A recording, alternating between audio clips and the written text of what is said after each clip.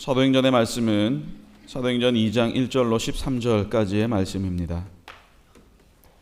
오순절 날이 이미 이름에 그들이 다 같이 한 곳에 모였더니 호련히 하늘로부터 급하고 강한 바람 같은 소리가 있어 그들이 앉은 온 집에 가득하며 마치 불의 혀처럼 갈라지는 것들이 그들에게 보여 각 사람 위에 하나씩 임하여 있더니 그들이 다 성령의 충만함을 받고 성령이 말하게 하심을 따라 다른 언어들로 말하기를 시작하니라. 그때에 경건한 유대인들이 천하 각국으로부터 와서 예루살렘에 머물러 있더니 이 소리가 나매 큰 무리가 모여 각각 자기의 방언으로 제자들이 말하는 것을 듣고 소동하여 다 놀라 신기하게 여겨 이르되, 보라, 이 말하는 사람들이 다 갈릴리 사람이 아니냐? 우리는 우리 각 사람이 난 곳 방언으로 듣게 되는 것이 어찌 됨이냐? 우리는 바데인과 메데인과 엘람인과 또 메소포타미아, 유대와 갑바도기아, 본도와 아시아, 프르기아와 밤빌리아, 애국과 및 구레네에 가까운 리비아 여러 지방에 사는 사람들과 로마로부터 온 나그네 곧 유대인과 유대교에 들어온 사람들과 그레데인과 아라비아인들이라. 우리가 다 우리의 각 언어로 하나님의 큰 일을 말함을 듣는도다 하고 다 놀라며 당황하여 서로 이르되 이 어찌 된 일이냐 하며 또 어떤 이들은 조롱하여 이르되 그들이 새 술에 취하였다 하더라. 아멘. 서신서의 말씀은 고린도전서 12장 3절로 13절까지의 말씀입니다. 그러므로 내가 너희에게 알리노니 하나님의 영으로 말하는 자는 누구든지 예수를 저주할 자라 하지 아니하고 또 성령으로 아니하고는 누구든지 예수를 주시라 할 수 없느니라. 은사는 여러 가지나 성령은 같고 직분은 여러 가지나 주는 같으며 또 사역은 여러 가지나 모든 것을 모든 사람 가운데서 이루시는 하나님은 같으니 각 사람에게 성령을 나타내심은 유익하게 하려 하심이라.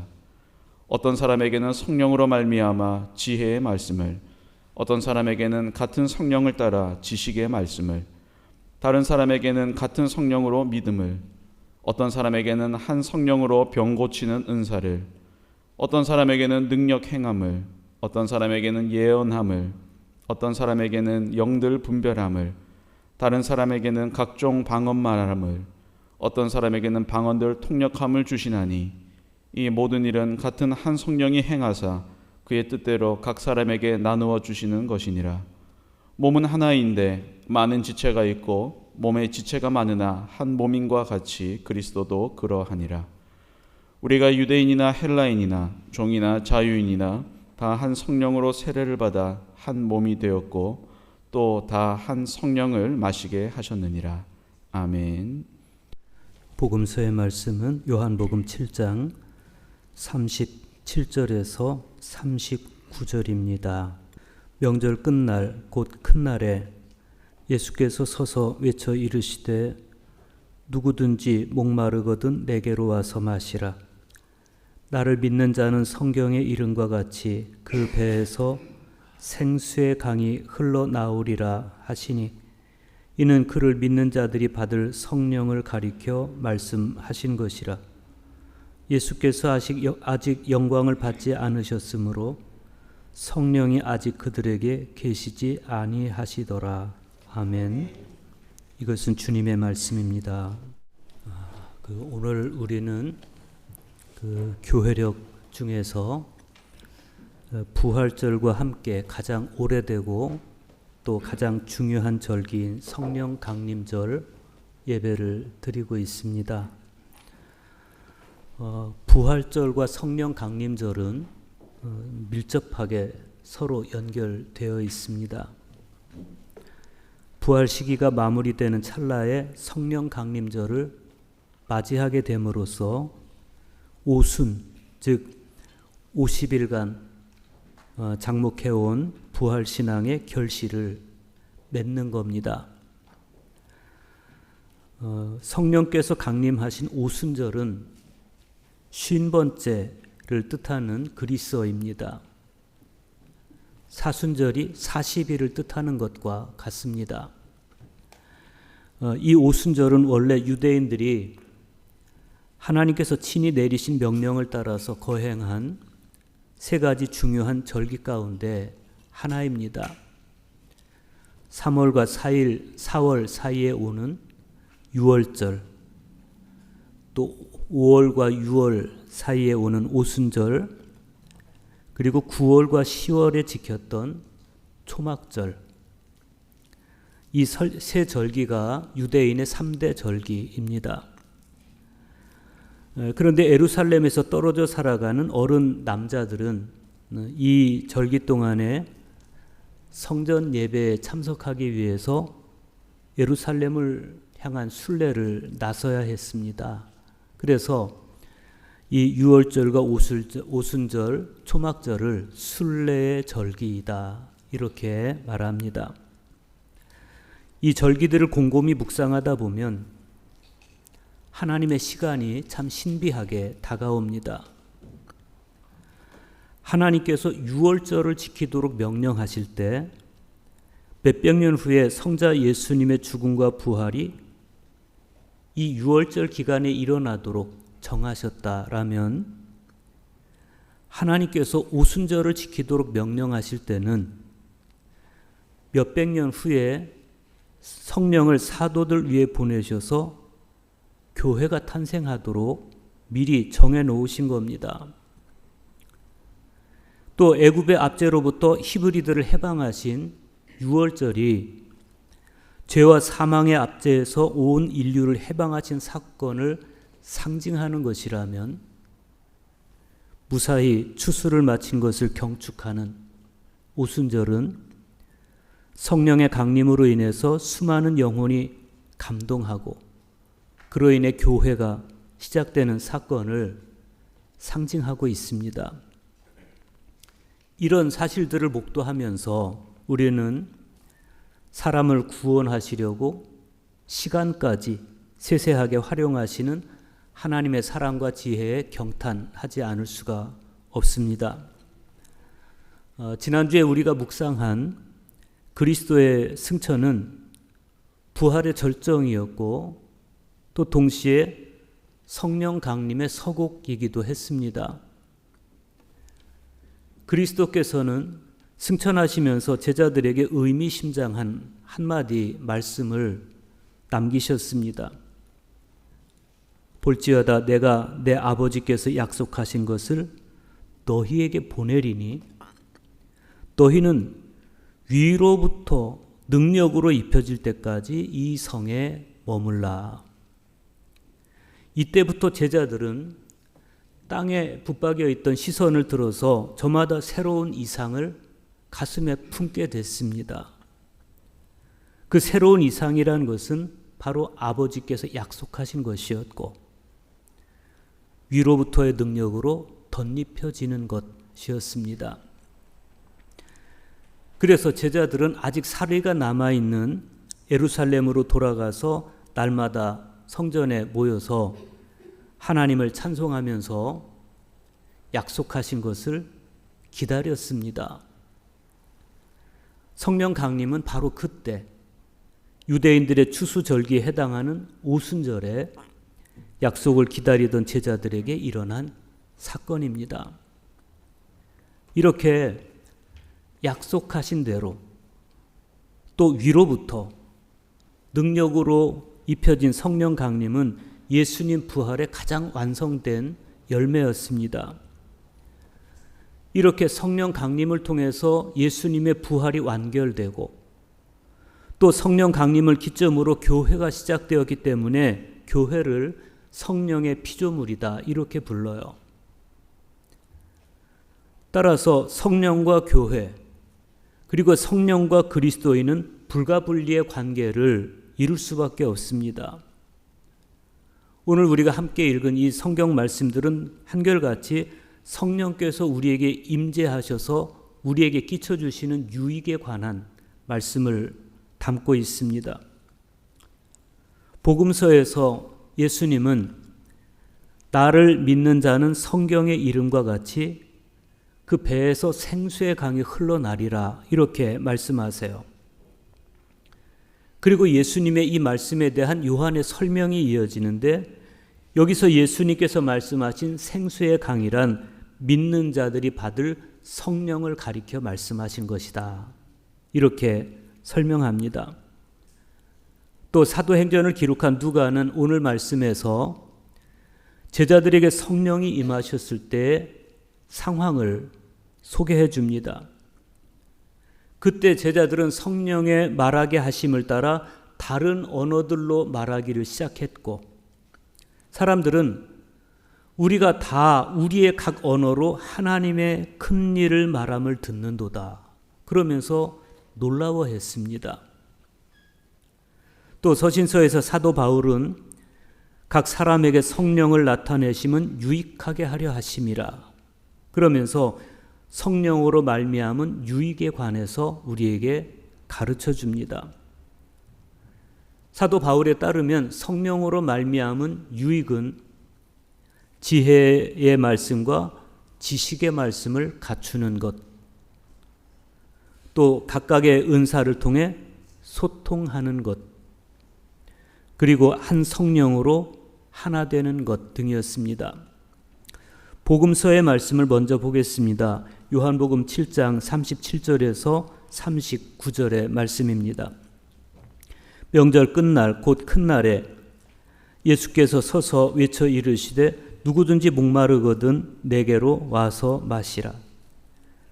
나를 믿는 자는 성경의 이름과 같이 그 배에서 생수의 강이 흘러나오리라 하시니, 이는 그를 믿는 자들이 받을 성령을 가리켜 말씀하신 것이라.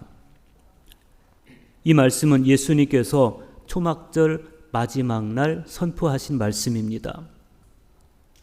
초막 절기 동안에 제사장들은 매일 실로암 연못에서 물을 길어다가 제단에 붓는 의식을 거행했습니다. 그런데 예수님과 수가성 여인과의 대화에서도 우리가 보았듯이 제사장들이 길어다가 성전 제단에 붓는 그 물은 아무리 마셔도 목마르는 물이었습니다.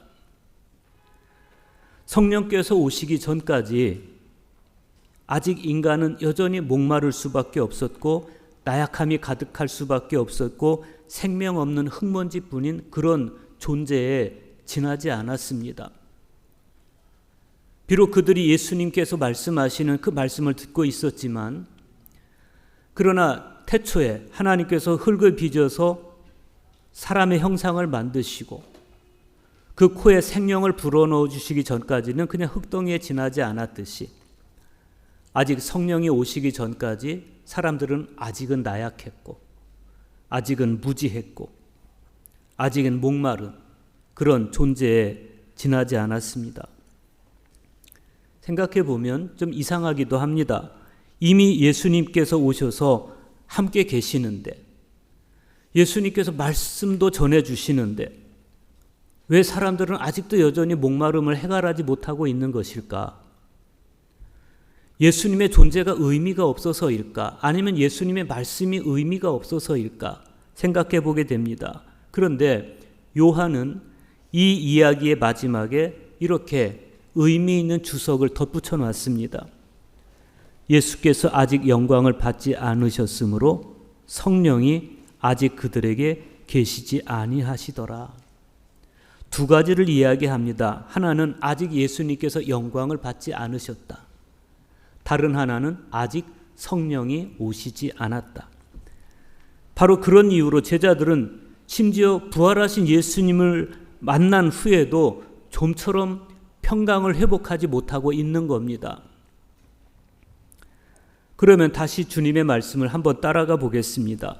주님께서는 목마르거든 내게로 오라 이렇게 말씀하세요. 그리고 말씀의 샘물을 마시라 이렇게 말씀하십니다. 그러면 어떤 일이 벌어진다는 겁니까? 성경의 이름과 같이 그 배에서 생수의 강이 흘러나오리라 그랬어요. 생수의 강이 배에서 흘러나올 것이다. 배는 몸의 정중앙에 위치하고 있고 또 탯줄의 흔적인 배꼽이 있는 곳입니다. 그래서 고대인들은 존재의 중심을 배라고 생각했어요. 배.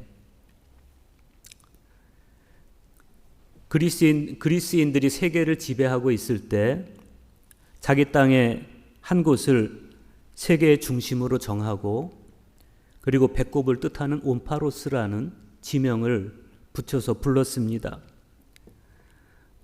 생수의 강이 바로 그 배에서 흘러나온다는 거예요. 그 존재의 중심으로부터 생수의 강이 흘러나올 것이다. 그리고 요한은 거기에 뭐라고 설명을 덧붙입니까? 이는 그를 믿는 자들이 받을 성령을 가리켜 말씀하신 것이다. 이렇게 이야기합니다. 예수님께로 가서 예수님의 말씀을 경청하고 예수님과의 친밀감 속에 있을 때 성령께서 오셔서 우리를 채우실 것입니다.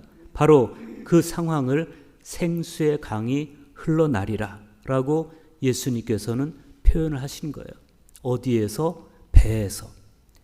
우리 존재의 중심으로부터 생수의 강이 흘러난다. 우리 존재의 중심으로부터 성령께서 활동하실 것이다. 예수님께서 수가성 여인에게도 같은 말씀을 하신 적이 있습니다. 내가 주는 물을 마시는 자는 영원히 목마르지 아니하리니 내가 주는 물은 그 속에서 영생하도록 솟아나는 샘물이 되리라. 그래서 예수님께서 주시는 말씀의 샘물을 마실 때 그 샘물은 내 존재의 중심으로부터 영생하도록 솟아날 것이다. 그것은 성령의 샘물이라고 주님은 가르쳐 주시는 거예요. 구약 성경을 읽다 보면 성령의 임재를 물의 공급을 통해서 설명하는 걸 볼 수가 있습니다. 예를 들면 이사야 44장 3절과 4절의 말씀이에요.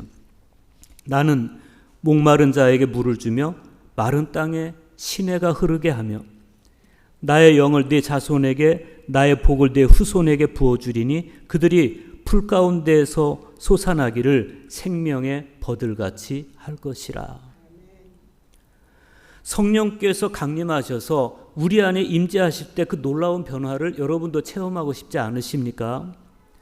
그렇다면 우리는 오늘 사도행전의 말씀에 나오는 제자들처럼 주님의 약속을 붙잡고 위로부터 오는 능력을 기대하며 기도해야 됩니다. 사도행전 2장 1절에서 3절 보십시오. 오순절날이 이미 이름에 그들이 다 같이 한 곳에 모였더니 호련히 하늘로부터 급하고 강한 바람 같은 소리가 있어 그들이 앉은 온 집에 가득하며 마치 불의 혀처럼 갈라지는 것들이 그들에게 보여 각 사람 위에 하나씩 임하여 있더니 그랬습니다. 사도행전을 기록한 누가가 증언하는 이 오순절 사건에서는 예수님의 모습도 보이지 않고 하나님의 음성도 들리지 않아요. 다만 하나의 현상을 우리에게 보여주고 들리게 해줍니다. 급하고 강한 바람 같은 소리가 온 집안을 가득 채웠다. 불의 혀처럼 갈라지는 것이 각 사람 위에서 보였다라고 누가는 증언하고 있어요. 시리아의 성 에프렘은 낙원 찬가에서 자신의 영적 상상력을 동원해서 이 순간 성령께서 강림하시던 이 순간을 이렇게 노래했습니다.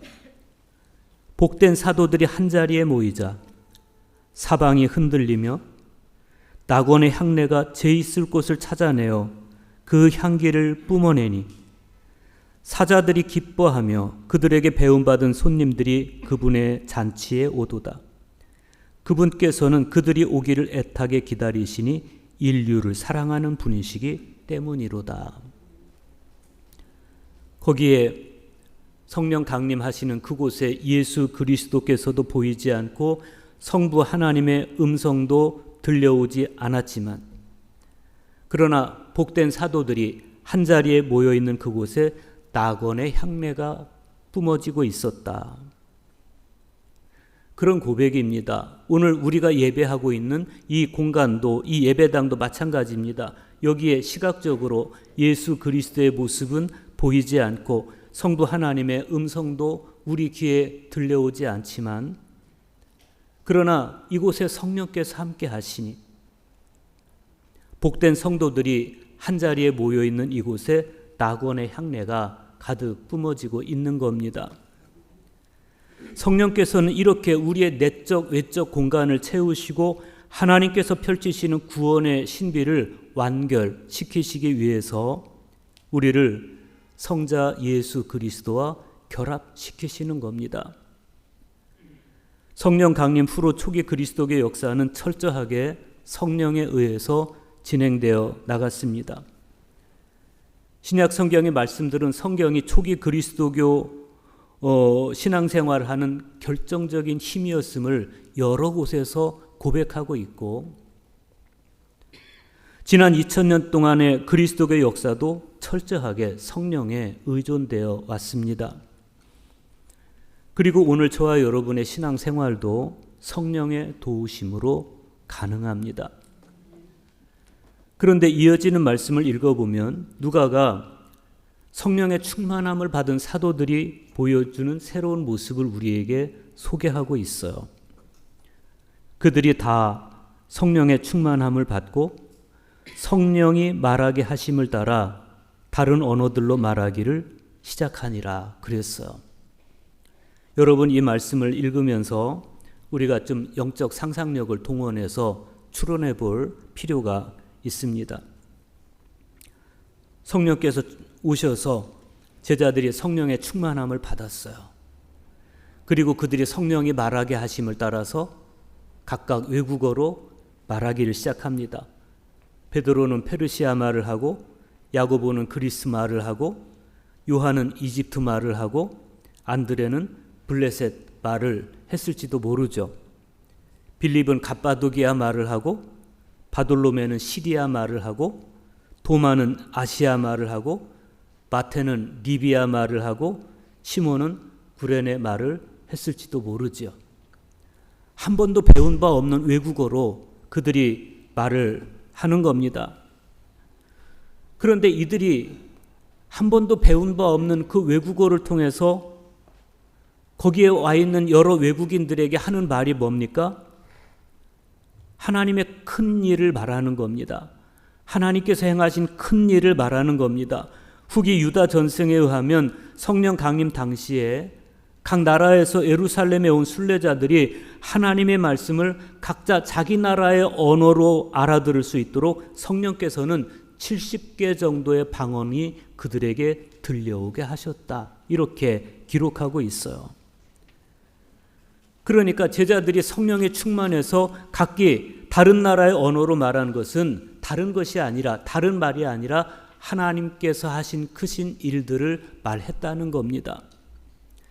지금까지 예수님과 제자들 사이를 답답하게 한 것, 또 사람과 사람 사이를 답답하게 한 게 뭐예요? 대화가 안 통하는 거예요.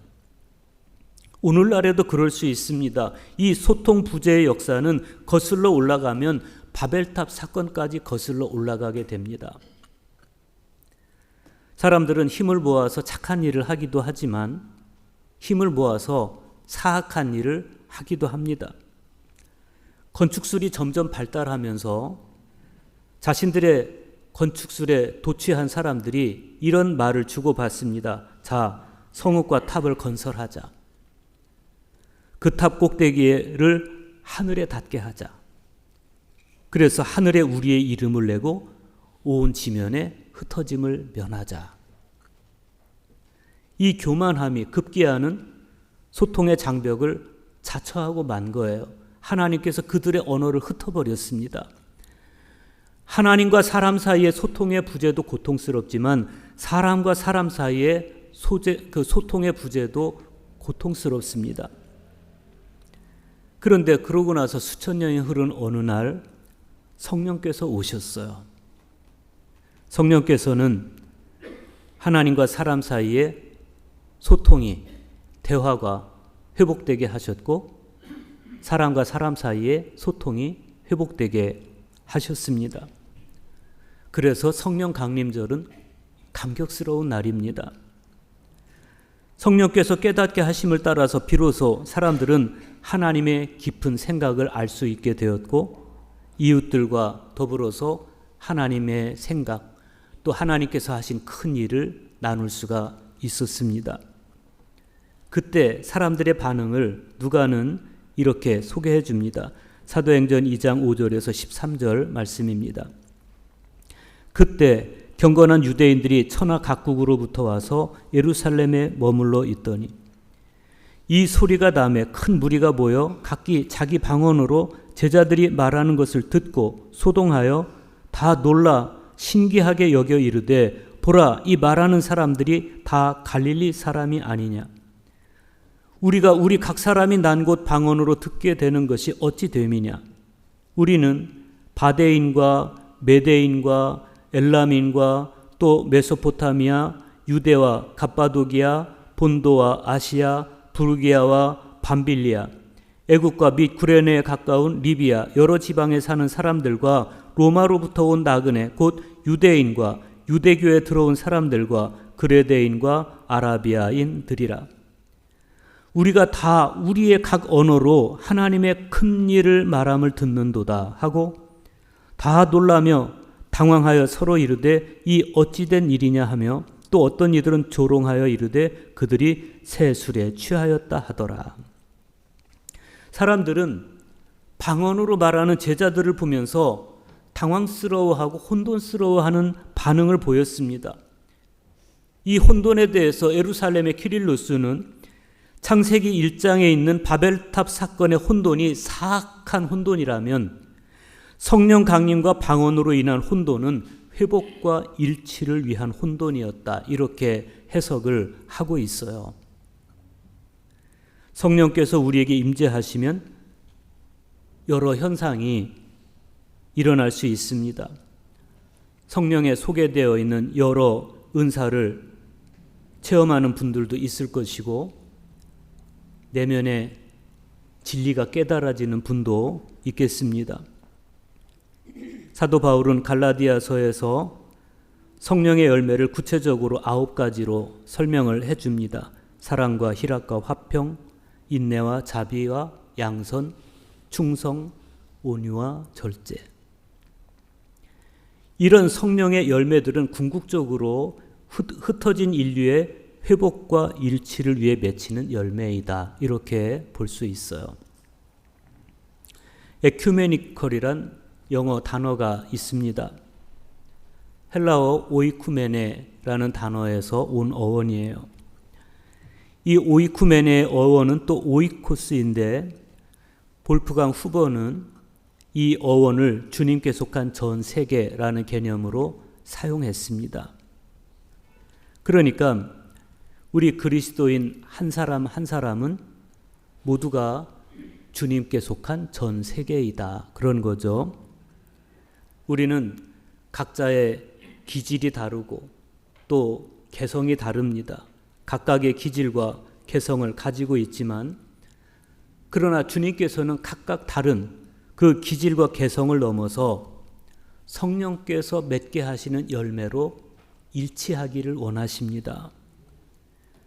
그리고 교회 또한 다양성 속에서 일치라는 덕목을 영적 생활의 근간으로 하고 있어요. 오늘 서신서의 말씀에서도 사도 바울은 다양성 속에서 일치를 이루게 하시는 성령의 사역을 우리에게 소개해 주고 있습니다. 고린도전서 12장 3절에서 8절 보십시오. 그러므로 내가 여러분께 너희에게 알리노니 하나님의 영으로 말하는 자는 누구든지 예수를 저주할 자라 하지 아니하고 또 성령으로 아니하고는 누구든지 예수를 주시라 할 수 없느니라. 그리고 이어지는 말씀 보세요. 은사는 여러 가지나 성령은 같고 직분은 여러 가지나 주는 같으며 또 사역은 여러 가지나 모든 것을 모든 사람 가운데서 이루시는 하나님은 같으니 각 사람에게 성령을 나타내심은 유익하게 하려 하심이라. 어떤 사람에게는 성령으로 말미암아 지혜의 말씀을, 어떤 사람에게는 같은 성령을 따라 지식의 말씀을. 그랬어요.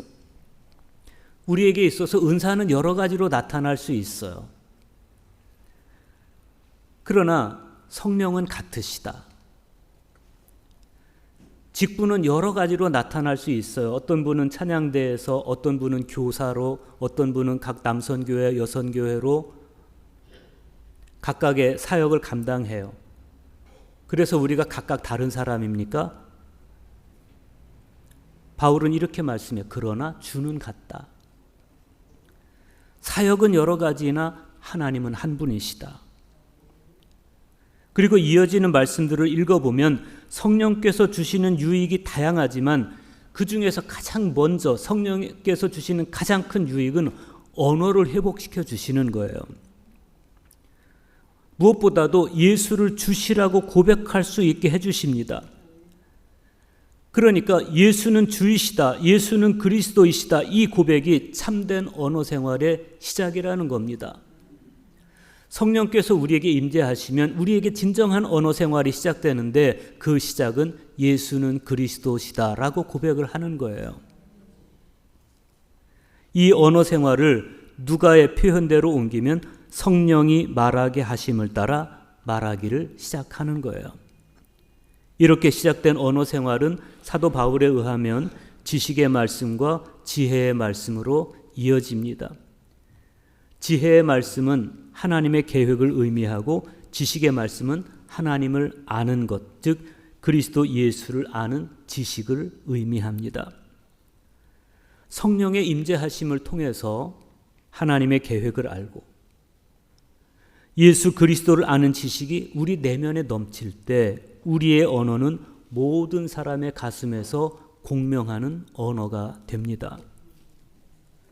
모든 사람의 가슴 속에서 공명하는 언어, 그것만이 우리를 일치로 이끌어 줍니다.